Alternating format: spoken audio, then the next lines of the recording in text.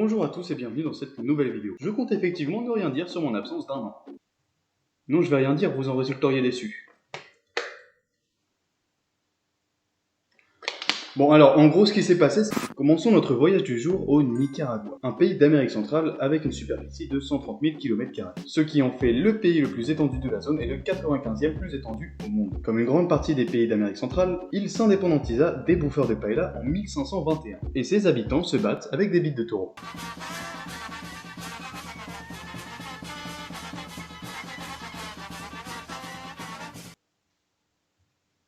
Oui, on parle bien de bazouzou de taureau. Un taureau, c'est ça. Son engin varie entre 80 cm et 1,10 m. Oui, j'ai vraiment recherché ça. Dites-vous qu'un éléphant d'Asie a un chibrax de 3 mètres maximum en érection. Elodie Costa mesure 6 iPhones, et ben une bite de taureau, ça mesure 3 Elodie Costa. Et elle mesure 1,12 m, au cas où, pour l'information. Donc, pour en revenir à nos Nicaraguais.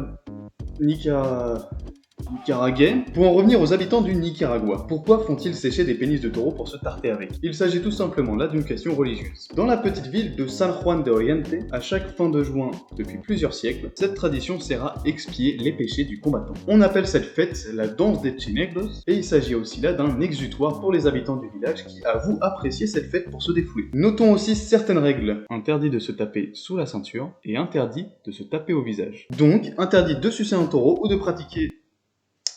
Je vais supprimer cette ligne. Au cas où vous vous poseriez la question, cette fête est catholique. Oui, c'est la même religion que celle qui fête le saut du diable à Burgos où fallait sauter par-dessus des bébés. C'est vraiment fascinant les fêtes, mais ça on en a déjà parlé dans une précédente vidéo. Concentrons-nous aujourd'hui sur les sports étranges ou bien spécifiques dans le monde. Un peu comme ce combat de bites de taureau quoi en soi. Faites de l'escrime, non?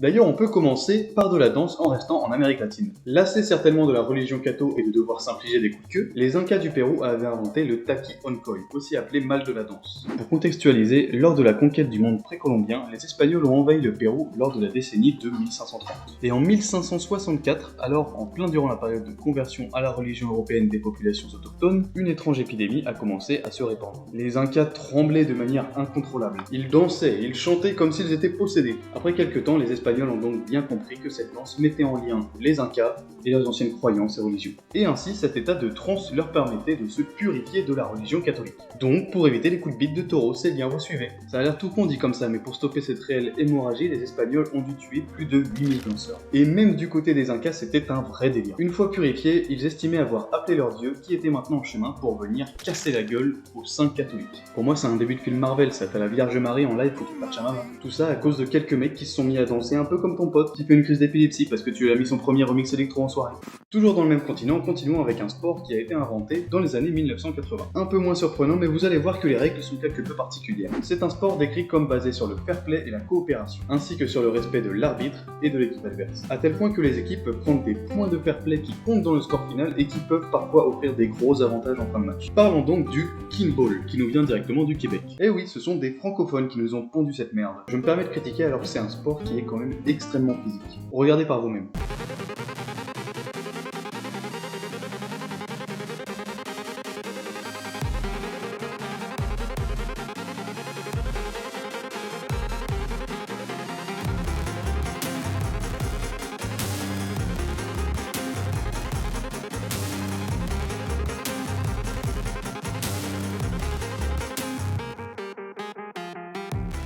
Cette grosse boule de caoutchouc fait 1,22 m de diamètre pour 1 seul kilogramme. Le terrain se divise en 3 équipes de 4 joueurs, 3 joueurs pour maintenir la balle, 1 pour la shooter. Et les équipes décident tour à tour d'envoyer la balle dans le terrain d'une autre équipe. Le but de l'équipe adverse, il est tout simple, réceptionner la balle. Mais réceptionner une balle d'1,22 m de diamètre, c'est pas si simple. On parle quand même d'une balle avec un diamètre plus grand qu'Elodie Costa. Pour l'information, sachez qu'il existe un championnat de France de kinball. Le sport nous est parvenu en 2001 grâce à un étudiant angevin. Et il existe même une fédération internationale de kinball. Et la 10e Coupe du Monde de kinball s'est déroulée en France en 2019. Et comme un signe d'hommage, elle s'est déroulée à Angers. Eh tiens, une belle ville de merde, c'est Angers. Continuons avec un sport que je trouve personnellement bien plus fascinant et qui a le mérite de s'être développé bien loin d'Angers et des catholiques. Le Botaoshi au Japon est sans doute le sport qui concentre le plus de joueurs en même temps sur un terrain. On parle de 2 équipes de 75 membres. C'est plus une équipe ça, c'est un régiment, que dis-je, c'est une confrérie, que dis-je. Et on pourrait même pas faire 10 équipes de Botaoshi en additionnant tous les joueurs de Kimball en France. Pour résumer le sport, l'équipe des défenseurs doit protéger un grand poteau que l'équipe des attaquants doit faire tomber. Très basique. Oui, c'est un Clash Royale. Pour empêcher les attaquants de faire tomber le poteau, les défenseurs ont carte blanche, c'est-à-dire qu'ils peuvent même utiliser des coups de bite de taureau s'ils veulent. Essayons de regarder un match. Très bien, alors on m'avait pas prévenu que ça serait l'opening de l'attaque des Titans.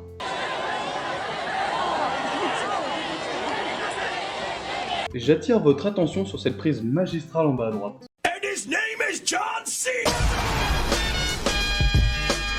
Et maintenant regardez le type tout en haut. Son rôle c'est de maintenir l'équilibre en faisant balance avec son poids. Maintenant que vous avez prêté attention à ce type en haut, regardez les types en bas dans la mêlée.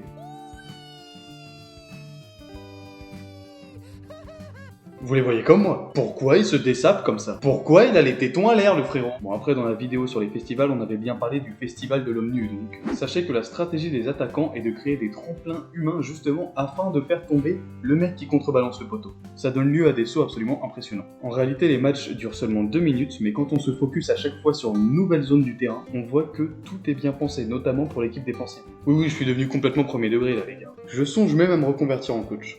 Bon allez, je vous ai gardé mon petit chouchou pour la fin. Ici, plus de stratégie, plus de type à moitié à poil, plus de beats et plus de religieux. On est sur un combat de chenipan, les gars.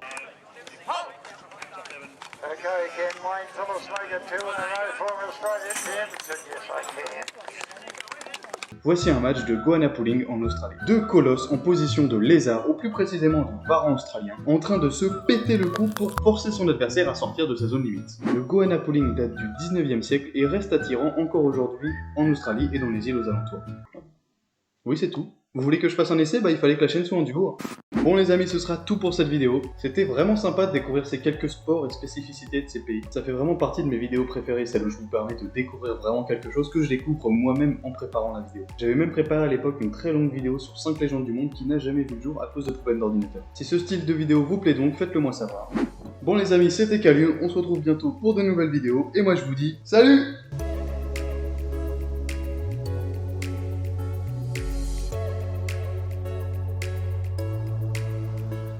Salut!